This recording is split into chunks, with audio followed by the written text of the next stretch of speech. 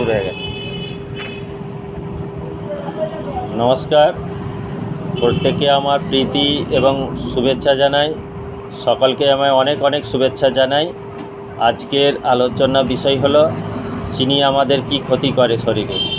চিনি খেলে আমাদের পাকস্থলীতে গিয়ে চিনি কার্বনে পরিণত হয়।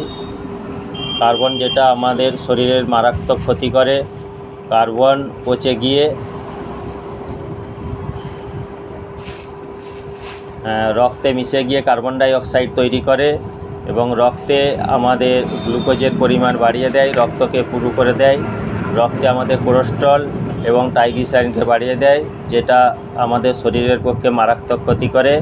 তাই সকলকেই আমরা বলছি, যারা একটু বেশি বয়সের আছেন, চিনিকে বর্জন করুন। যদি ভালো থাকতে চান, চিনি একেবারেই বর্জন করুন। এমনি তাই বলে আরেকটা কথা বলে রাখি, যে মিষ্টি খাবেন না, ফল জাতীয় জিনিস আপনারা যেটা মিষ্টি আছে তাতে সেগুলো আমরা খেতে পারেন। আখের রস খেতে পারেন, আখের রস থেকে ডাইরেক্ট যেটা গুড় হচ্ছে ওটা খেতে পারেন। কিন্তু যেটা আপনার রিফাইন করা হচ্ছে, সেই রিফাইনযুক্ত খাবারটা কখনোই খাওয়া যাবে না। কারণ রিফাইন যখনই করা হবে তখন সেটা কার্বনে পরিণত হবে, যেটা আমাদের শরীরের পক্ষে মারাত্মক ক্ষতিকারক।